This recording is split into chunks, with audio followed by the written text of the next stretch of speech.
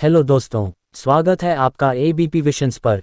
दोस्तों, वीडियो शुरू करने से पहले हम आपसे ये विनती करते हैं कि अगर आपने अभी तक एबीपी विशंस को सब्सक्राइब न किया हो तो वीडियो को लाइक करके चैनल को सब्सक्राइब करना बिल्कुल भी मत भूले। हमें आपके साथ और आशीर्वाद की बहुत ज़रूरत है। धन्यवाद। दोस्तों, सबसे पहले आप इस फिल्म के ट्रेलर को देखिए। मैं हूँ सुहासिनी भट्टाचार्य और मैं एक बंगाली हिंदू हूँ। हम जल्दी हिंदुस्तान की आबादी का आधा हिस्सा होंगे। किसी को मार के जो जन्नत नसीब हो, तुम हो ऐसे जन्नत में। मैडम, क्या हम अपने बंगाल ओबीसी रिजर्वेशन में रोहिंग्या बांग्लादेशी भाइयों को जगह दे सकते हैं? मेरे साथ आए हुए लोग 2000 देकर इस देश के नागरिक बन चुके हैं। ये हिंदू लोग अपनी धार्मिक किताबें कम पढ़ते हैं ना, इसका हमें फायदा हो रहा है। जब बात दीन, ईमान और मुसलमान की हो तो हर हदों को पार कर लेना चाहिए। ये सब हिंदू बस्ती है, इनमें से किसी ने भी रूलिंग पार्टी को वोट नहीं दिया। क्या हमारा हिंदू होना इतना बड़ा गुनाह है? गुनाह नहीं, गर्व है हमें हिंदू होने पर। प्रतीक अतीक था, उसने मुझे धोखा दिया। अब ना हाकिम, ना मुंसिफ, ना हुकूमत, ना अदालत, जो फैसला करेगा मुसलमान करेगा। हर हर महादेव।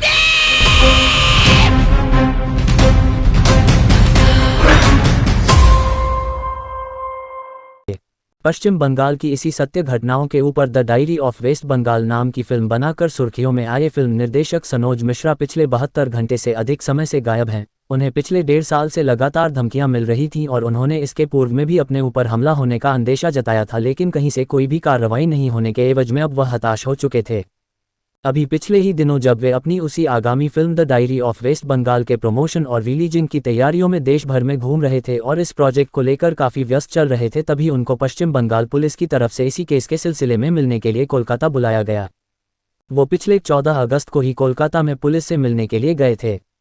जब वे कोलकाता में पुलिस से मिले तभी से उनका मोबाइल लगातार स्विच ऑफ बता रहा है और उनका कोई खोज खबर भी नहीं मिल पा रहा है। ऐसे में उनके परिवार में अफरा तफरी का माहौल है और किसी अनहोनी की आशंका के मद्देनज़र सनोज मिश्रा की पत्नी द्युति मिश्रा ने लखनऊ के गोमती नगर पुलिस थाने में आज दिनांक 16 अगस्त को दोपहर बाद 4:15 बजे एफआईआर करने गई थीं। थाने में थाना प्रभारी से मिलकर उन्होंने अपनी समस्या और फिल्म निर्देशक सनोज मिश्रा के गायब होने की पूरी कहानी बताई है और एक लिखित आवेदन देकर एफआईआर दर्ज करने की बात कही है। उनके आवेदन देने के बाद पुलिस वालों का बयान अभी तक सामने नहीं आया है, जिसकी प्रतीक्षा सभी कर रहे थे। सनोज मिश्रा की पत्नी द्युति मिश्रा ने एफआईआर दर्ज कराने के बाद वहीं थाने के पास गोमती नगर में ही प्रेस को संबोधित करते हुए सबसे अपने पति सनोज मिश्रा के बारे में पता लगाने के लिए गुहार लगाई और सनोज मिश्रा के गायब होने के पूरे प्रकरण को मीडिया के समक्ष रखा। अपनी विवादित फिल्म the diary of West Bengal के लिए मशहूर फिल्म निर्माता सनोज मिश्रा 72 घंटे से अधिक समय से लापता होने से पहले का सनोज मिश्रा का देश से किया गया अपील। हम लोग 30 अगस्त को देखने जा रहे हैं, रिलीज होने जा रही है। ये 30 अगस्त की बात या इस साल की बात नहीं है। ये बंगाल और बांग्लादेश के बीच जब से डिवाइड हुआ है, डिवाइडेशन जब से हुआ है और जब से ये धार्मिक कट्टरता का जो निशाना बने हैं वहाँ के लोग, ये तब से शुरू होती है। और हमने जो आज फिल्म में दिखाया है, जिसको लेकर आज मैं बहुत निराश भी हूँ, क्योंकि जिस तरह से मुझे और मेरे परिवार को जिस तरह से सताया जा रहा है, जिस तरह से हमारे साथ चीजें हो रही हैं, डिस्टर्बेंस हो रही है, तो ये कह सकते हैं कि ये आज करंट अफेयर्स की फिल्म है। लोग ट्रेलर ही देख करके बोल रहे हैं, अरे आपने तो वही दिखाया जो भी बांग्लादेश में हो रहा है, लेकिन वो आज बांग्लादेश में हो रहा है। और ये फिल्म हमने 3 साल पहले से बनाना शुरू किया था, क्योंकि ये समस्या आज की नहीं है, ये बहुत बड़ी समस्या है। और मुझे निराशा इस बात की है कि हमारा देश, हमारा समाज और राष्ट्रवादी ताकतें सो रही हैं, जाग रहे हैं सिर्फ तो कट्टरपंथी और सेकुलर के लोग, जो सेकुलरिज्म की बीमारी से जो पीड़ित हैं, वो लोग जाग रहे हैं, जिसकी वजह से इन ताकतों को बढ़ावा मिल रहा है। और ऐसी घटनाएं होती रहेंगी, मुझे लगता है, जब तक कि कुछ ना कुछ रास्ता एक सटीक नहीं निकलता, ये चीजें थमने वाली नहीं है। या तो फिर इनमें जागरूकता है, या तो फिर कुछ ऐसा डिसीजन हो जिसकी वजह से, नहीं तो ये मानवता हमेशा तार तार होती रहेगी, शर्मसार होती रहेगी, बेगुनाह बहु बेटियों के साथ बलात्कार होता रहेगा, बॉर्डर पर आकर शरणार्थी भूखे मरते रहेंगे, बच्चे सड़ते रहेंगे। ये सिलसिला कभी खत्म नहीं होने वाला है जब तक ये कट्टरपंथी ताकतें और इनकी सोच नहीं बदलने वाली है। ये कोई फिल्म नहीं, ये बहुत बड़ा एक मुद्दा है जिसके मुहाने पर सबसे पहले भारत बैठा हुआ है और उसके बाद पूरा विश्व। जब इस फिल्म में आपने पूरी सच्चाई दिखाई जो वहां बांग्लादेश में हुआ जो है, तो जब आपकी फिल्म रिलीज होने वाली तो इस फिल्म से, इस विषय से डर कौन रहा है? देखिए, पहली बात तो यह है कि सच का जो आईना होता है वो बहुत ही भयावह होता है। अगर आपकी शक्ल इतनी गंदी और घटिया है तो आप अपनी शक्ल देखना नहीं चाहोगे। ये फिल्म वो आईना है, वो सच है जो वहां की सरकार देखना नहीं चाहती, और वो चाहती है कि वही जो वो चाहती है उसी हिसाब से सारी चीजें हों। और इसके लिए पिछले 1 साल से मैं निशाने पर हूं। आर्थिक रूप से, सामाजिक रूप से, मानसिक तौर पर हर तरह से डिस्टरबेंस हुई है। फैमिली परेशान हुई, मैं परेशान हुआ, बिजनेस चौपट हुआ, आर्थिक नुकसान हुआ, कोर्ट में कितने पैसे खर्च हुए, भागने दौड़ने में कितने पैसे खर्च हुए। क्यों? क्या गुनाह किया था मैंने? आज फिल्म को सेंसर मिल गया मेरी फिल्म, फिर भी मैं आज सरकार के निशाने पर हूं। सेंसर बोर्ड ने बोला है कि आपकी फिल्म सच्चाई का आईना दिखा रही है। जो कुछ प्रॉब्लम सी कट करने के बाद पिक्चर आ रही है मार्केट में, लेकिन उसके बावजूद भी मैं आज निशाने पर हूं। क्यों? क्योंकि मैंने सच बोला है, और इस सच से वही लोग डरते हैं। जैसे आपने कहा कि डर क्या है, डर यही है कि उनका जो घिनौना चेहरा है, जो वहां की गंदी राजनीति है, वो सारी फिल्म में हमारी एक्सपोज हो रही है। इसलिए डर है कि वो चीजें आम आदमी तक ना पहुंचने पाए। लेकिन अब जो भी हो, बलिदान भी हो जाए मेरा, लेकिन अब चीजें आगे बढ़ चुकी।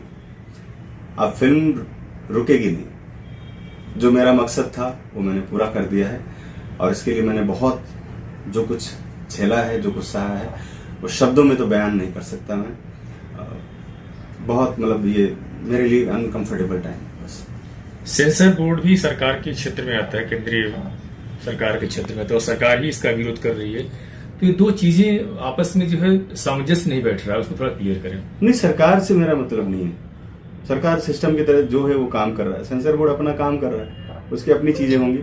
सेंसर बोर्ड में भी तो बहुत से वामपंथी और सेकुलर लोग बैठे हुए हैं, बीमारियां तो वहां भी बैठी हुई हैं। सरकार का मतलब ये नहीं कि सब सरकार सब फेवर में ही और सब राष्ट्रवाद की बात हो रही होगी। बीमारी हर जगह है। वैसी बीमारियां सेंसर बोर्ड में बैठी हुई, जिनका हमेशा से विरोध होता आ रहा है। सेंसर बोर्ड ने तो हमेशा ही चाहा कि इस तरह की चीजें कभी बाहर ना आने पाए। खासतौर पर मेरी फिल्म के लिए तो हमें 8 महीने से ज्यादा समय लग गया। इन 8 महीनों में कितना कर्ज हो गया, कितना इंटरेस्ट हुआ होगा, ब्याज कितना बढ़ा होगा, करोड़ों रुपए का, ये सेंसर बोर्ड कभी जवाब ही नहीं देता। सेंसर बोर्ड ये बोल सकता है कि इस फिल्म की वजह से असामाजिकता फैल जाएगी, दंगे हो जाएंगे, यह माहौल खराब हो सकता है। तो मैं उसी सेंसर बोर्ड से ये पूछना चाहता हूं कि अगर माहौल खराब हो सकता है, ये तुम बता रहे हो, तो तुम जाके माहौल सही क्यों नहीं कर देते? तुम माहौल सही करने वाले हो ना। अगर इससे खराब होता तो सही तुम क्यों नहीं कर सकते हो? तुमको किसी ने सेंसर बोर्ड में अधिकार दिया है, और किसी ने, कौन से ये सेंसर बोर्ड है भाई जो सच बोलने के लिए भी मना कर सकता है? ये एक फिल्म मेकर की पीड़ा है, दर्द है, जिसने झेला है जो इतने साल तक बोर्ड को, उसकी घटिया पॉलिसी को, उसके गंदे गंदे जो इलॉजिकल सवालों को। जब शास्त्रों में, वेदों में जो लिखी हुई चीजें हमने एविडेंस भी दिया, उसके बावजूद हमारी फिल्म से उन चीजों को काट दिया गया। तो क्या कहोगे आप इसको? सिस्टम में बीमारी तो है ही। जब बीमारी ठीक होने लगती तो ये कीड़े क्यों बुलाने लगते हैं सेकुलरिज्म के, उनको बुरा लगने लगता है। डायग्नोस होने लगती हैं चीजें तो लोग बहाने बनाने लगते हैं। मैं पूछता हूं, आज की तारीख में आपसे पूछता हूं कि बांग्लादेशी हिंदुओं का क्या गुनाह है? क्या किया उन्होंने? आपका रिजर्वेशन रोका था क्या? रिजर्वेशन के नाम पर जो लड़ाई शुरू हुई है, आज वो 12-12 साल, 11-11 साल बच्चों को नंगा करके, क्या, कौन सा मैसेज देना चाह रहे हो आप? कौन सी इंसानियत है, कौन सा धर्म है ये? अगर इस पर मैं सवाल उठाता हूं तो ये बोलेंगे कि आप भाईचारे को खत्म कर रहे हो। तो भाईचारे को ये बातें बढ़ावा दे रही हैं क्या?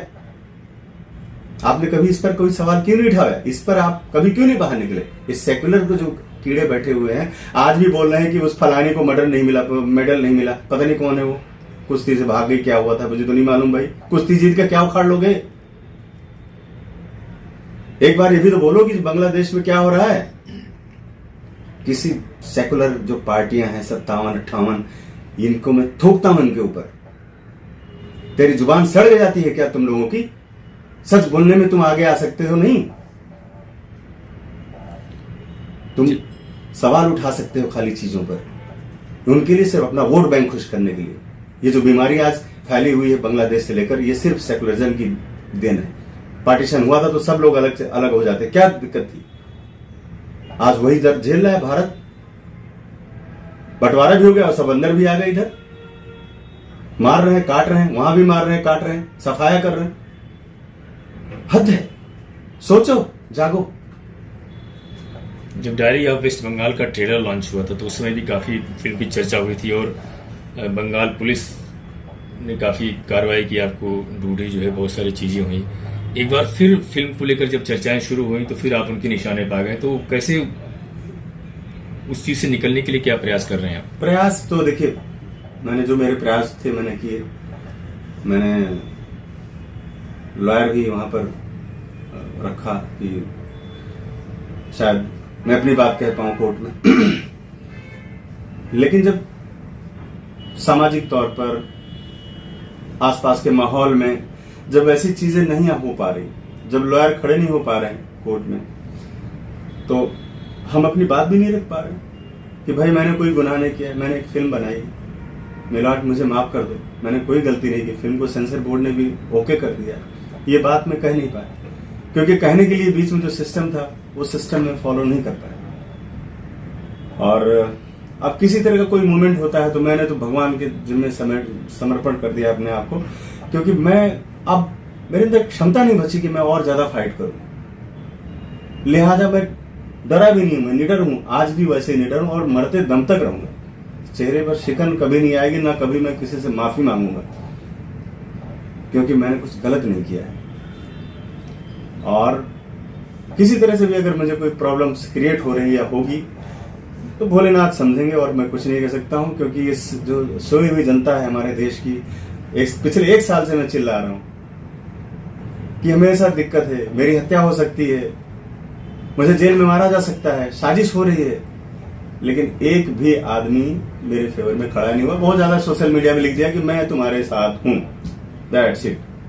अभी बांग्लादेश की जो है पीएम जो है हसीना शेख आई, तो कंगना ने कहा कि मुस्लिम देशों में मुसलमान भी सुरक्षित नहीं है और यहाँ सम्मानित महसूस करती हैं क्योंकि हम राम राज में रह रहे हैं। भारत को इस तरह से राम राज के रूप में पेश किया जा रहा है। तो ऐसी स्थिति में आपको क्यों डर है, किसी से सुरक्षा की मांग क्यों नहीं कर रहे हैं आप? सुरक्षा देखिए, मैं किससे मांग करूं?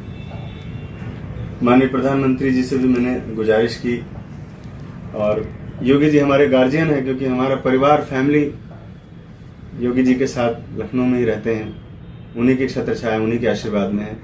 और योगी जी से मेरा बड़ा हृदय से बड़ा शुरू से लगाव रहा है, क्योंकि जब वो मठ में थे तो मैं 3-4 बार मैं उनसे मिलने गया, और कई साल पहले जब वो सिर्फ सांसद हुआ करते थे, आज तो हमारे प्रदेश को भी चला रहे हैं। तो मैंने अपने परिवार को इसलिए लखनऊ में रखा था कि मैं इस लड़ाई में अकेला रहूं, मेरी फैमिली इसमें लपेटे में ना आए, चपेट में ना आए। और योगी जी से भी मैंने सुरक्षा की गुहार की थी कि मेरे फैमिली को, परिवार को थोड़ा सा सेफ रखा जाए, और जब जो जिसके साथ जो होना हो जाएगा। सुरक्षा कोई कुछ नहीं कर सकती, साजिशें बड़ी हो जाती हैं, सुरक्षा रखी रह जाती है, इसलिए मैं बस ऐसे ही है। ठीक। आपकी फिल्में जो भी होती हैं समाज की सच्चाई को पेश करती हैं, चाहे आप कि राम जन्मभूमि हो या काशी टू कश्मीर हो। अब इस फिल्म जो वेस्ट बंगाल डायरी है जो है, तो इस तरह की कहानियों को पेश करने का आइडिया कहाँ से आता है? आइडिया नहीं आता सर, वो इनबिल्ट चीजें हैं, हृदय में है, खून में है वो, क्योंकि मुझे लगता है कि ये सच है और मुझे सच बोलना चाहिए। इसलिए कोई आइडिया नहीं आता है कि मैं कोई दिमाग लगाता हूँ, इसमें दिल लगाता हूँ, इमोशंस लगाता हूँ अपने, और दर्द को, तकलीफ को महसूस करता हूँ कि ये जो सच है जिसको दबाया जा रहा है उसको एक बार बोल सकूं। और मुझे लगता है कि ये मरते दम तक चीजें खत्म नहीं हो सकती कभी। सनातन हमेशा अच्छा रहा है, सबके लिए रहा है, सर्वभौमन सुखिना वही रहेगा। और ये जो चीज़ें हैं हो रही हैं हमारे आसपास, बहुत दुखदायी, मतलब बहुत तकलीफ, पेन महसूस करता हूँ खुद में, और बहुत मानसिक तौर पे मैं बहुत डिस्टर्ब हूँ। प्लीज़ अब कोई सवाल मत कीजिए। इसी के साथ एक लास्ट सवाल के साथ खत्म करते इंटरव्यू जो है, सच दिखाने के चक्कर में, पेश करने के चक्कर में आप लोगों के निशाने पर आ जाते हैं और आप ही रहे, धमकियां मिल रही हैं, आपके पीछे एक परिवार है, बच्चे हैं, बीवी हैं, डर नहीं लगता उनका क्या होगा? देखिए, आज जो मेरे चेहरे पर शिकन है वो सिर्फ यही है कि मेरी माँ है और 75 ईयर्स है। अब उसका कल फोन आया था कि उसका बायां हाथ काम नहीं कर रहा है। मेरे पिताजी हैं, बुजुर्ग हैं, और 2 बेटियां हैं, और इन सब के बीच में मैं हूं सिर्फ इकलौता। इसके साथ साथ भी मेरे साथ जुड़े हुए बहुत से लोग हैं, 10-12 लोग, जिनके घर का खर्च और जो चीजें हैं वो मेरे से जनरेट होती हैं। तो आज मैं ये सोच रहा हूँ कि अगर कुछ होता है इनकेस मुझे, तो इनका भविष्य क्या होगा, इसको लेकर मुझे थोड़ी चिंता हो रही है। और बाकी डर नाम की चीज तो मैंने जिंदगी में अगर सीखी होती तो शायद आज मैं एक बहुत बड़ा बिजनेसमैन होता, किसी के पीछे लगा होता और मैं पैसे कमा रहा होता। मैं इस फिल्म लाइन में क्यों आता? मैं डर तो उसी दिन खत्म हो गया था जब मैं 17 साल की उम्र में ट्रेन में बैठकर मुंबई चलाया अपना गांव छोड़कर। तो डर उसी दिन मैं खत्म, उसी दिन खत्म। कोई डर नहीं मुझे लाया जिंदगी में, कोई डर नहीं है। मैं हंसते हुए गला कटा दूंगा, मैं कभी भी आजमा लीजिएगा आप मुझे। वीडियो पसंद आया है तो वीडियो को लाइक करके कमेंट बॉक्स में जय हिंद लिखना मत भूलिएगा। और दोस्तों, एक खास सूचना अपने देश भारत और भारतवासियों के लिए, हम एबीपी विजन्स यूट्यूब चैनल के कमाई का 50% अनाथालय और वृद्धाश्रम में देंगे। हमें अपने परिवार का हिस्सा बनाने का दिल से धन्यवाद। देश को आगे बढ़ाने में सरकार का ही नहीं बल्कि समाज का भी अधिकार है। हमें आपके आशीर्वाद और साथ की बहुत जरूरत है। एबीपी विजन्स को सब्सक्राइब करके बेल आइकन दबाना मत भूले ताकि हम आपसे मिल सके सबसे पहले। वीडियो पूरा देखने के लिए आप सभी का धन्यवाद।